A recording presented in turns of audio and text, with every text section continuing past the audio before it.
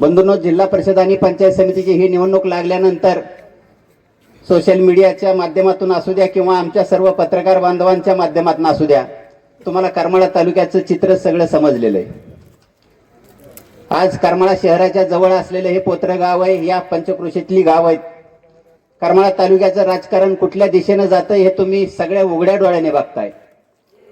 आमदार नारायणआबा पाटील यांना रोखण्यासाठी सगळे गट एकत्र झालेले आहेत.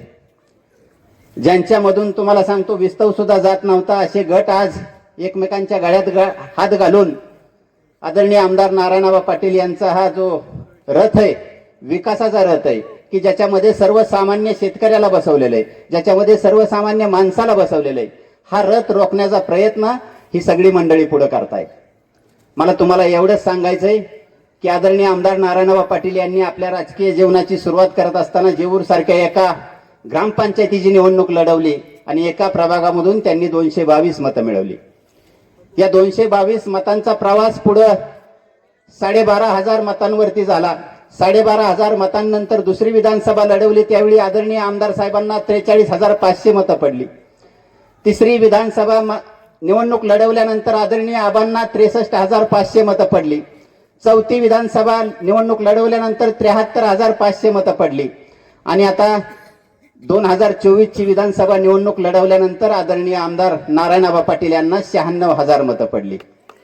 पिपाणीची 4-4.5 मतं बंधूंनो आपल्या भोळ्या बाबड्या मतदारांना, शेतकऱ्यांना तुतारी आणि पिपाणी सारखीच दिसली म्हणून ती आपलीच मतं आहेत असं जर गृहीत धरलं तर करमाळा तालुक्यामध्ये 1 लाख मतं घेणारे फक्त एकमेव नेते आमदार नारायणआबा पाटील.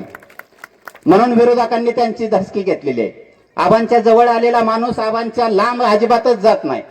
आजपर्यंत 30 वर्ष संघर्ष करून जे जीवाभावाचे सवंगडी जमवलेत, जी माणसं त्यांनी जवळ केलेली ती माणसं आबांच्या बाजूला जात नाहीत, याचं एक शल्य विरोधकांच्या मनामध्ये. आणि जरी नारायणआबा पाटील गटातून एखादा कार्यकर्ता दुसऱ्या गटामध्ये त्यांनी प्रवेश केलेला असला तरी त्याच्या मागे तिथली जनता जात नाही. लक्षात ठेवा, तो फक्त एकटा कार्यकर्ता तिकडे गेलेला असतो. हे कित्येक निवडणुकांमधून सिद्ध झालेलं आहे. म्हणून आदरणीय आमदार साहेबांचा वाढता जनाधार हे आपल्या गटाचं या करमाळा तालुक्यातलं अस्तित्व संपवून टाकणारे हे ओळखल्यानंतर हे सगळे भामटे एकत्र झालेले आहेत. परंतु चिंता नाही, ज्या वेळेस आमदार नारायणआबा पाटील यांनी आवाज दिलाय त्यावेळेस तुम्हाला सांगतो या करमाळा तालुक्यातील जनतेनं त्यांना साथ दिली. मग ती निवडणूक आदिनाथ सहकारी साखर कारखान्याची असू द्या, पंचायत समिती जिल्हा परिषदची असू द्या किंवा अन्य निवडणूक असू द्या, त्यावेळेस ती निवडणूक जनतेनं हातामध्ये घेतलेली आहे.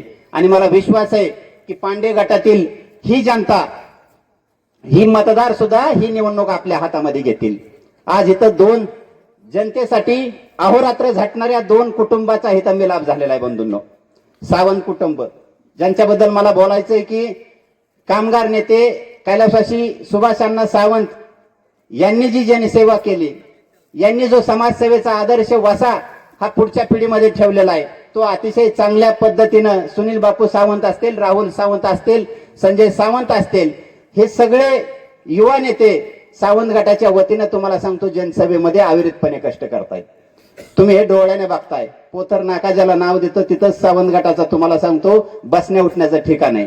या करमाळा पोत्रे परिसरातील अन्य कितीही गोरगरिबांची सेवा आजपर्यंत केलीत, अडचणी त्यांनी सोडवलेल्या आहेत. म्हणजे आम्हाला विशेष आनंद, आजपर्यंत पाटील गटाच्या अनेक गटांबरोबर युत्या झाल्या, परंतु जितकं समाधान आम्हाला सुनील बापू तुमच्यावर युती करून मिळतं तेवढं अन्य गटाबरोबर समाधान आम्हाला मिळालेलं नाही. याचं कारण म्हणजे निस्वार्थीपणे तुम्ही जनतेची सेवा करताय. तुमच्यात आणि आबांच्यात आम्हाला थोडंसं साम्य वाटतंय, म्हणून आम्हाला इथं फारसा आनंद वाटतोय.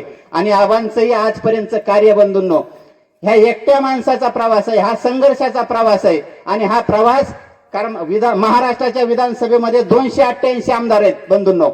सगळ्यांकडे मोठी संपत्ती आहे.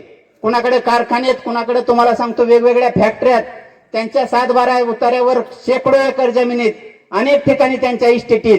परंतु माझ्या दृष्टीनं आणि आपल्या करमाळा तालुक्याच्या दृष्टीनं महाराष्ट्रामध्ये जर सगळ्यात श्रीमंत आमदार कोण असेल तर नारायणआबा पाटील. का तर त्यांच्या 7-12वर 1 लाख मत आहेत, 1 लाख माणसं त्यांची जोडलेली माणसं आहेत बंधूंनो. आणि आबांची श्रीमंती ही माणसामध्ये मोजली जाते. आजपर्यंतचा इतिहास आहे करमाळा तालुक्यानं. तुम्हाला सांगतो आता जिल्हा परिषद पंचायत समितीची निवडणूक आहे, अगदी थोडक्यात सांगतो.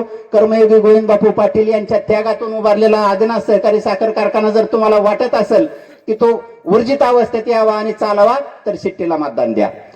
आबांच्या संकल्पनेतून साकार झालेली नियोजित रिटेवाडी उपसा सिंचन योजना जर तुम्हाला वाटत असेल कार्यान्वित व्हावी आणि 65,000 क्षेत्र या भागातलं ओलिताखाली यावं, तर तुम्ही शिट्टी पुढचं बटन दाबा. तुम्हाला वाटत असेल की मांगी तलावाचा कुकडी प्रकल्पामध्ये समावेश व्हावा, या उजनी धरणाचं पाणी कायमस्वरूपी मांगी तलावामध्ये यावं आणि मांगीच्या माध्यमातून आमच्या पोत्रे आणि खालच्या भागाला मिळावं, असं जर तुम्हाला वाटत असेल तर शिट्टी पुढचं बटन दाबा. तुम्हाला जर वाटत असेल की करमाळा तालुक्यातले रस्ते अधिक भक्कम व्हावेत, तर शिट्टी पुढचं बटन दाबा आणि आमदार नारायणआबा पाटील आणि सुनील बापू सावंत आणि सावंत कुटुंबाचे हात बळकट करा. जाता जाता एवढंच सांगतो की 7 तारखेला मतदान आहे, गाफील राहू नका. आपलं वातावरण बघून आज सगळीकडेच आपलं वातावरण चांगलं आहे, कुणाच्याही अफवेला बळी पडू नका. सोशल मीडियाचा जमाना आहे, शेवटच्या 3-4 दिवसामध्ये अफवा पसरवतील. कुठल्याही अफवेला भूलथापाला बळी पडू नका आणि आपल्या करमाळा तालुका विकास आघाडीच्या सर्व उमेदवारांना शिट्टी या चिन्हापुढील बटन दाबून निवडून द्या, एवढं आवाहन करतो आणि थांबतो. जय हिंद, जय महाराष्ट्र.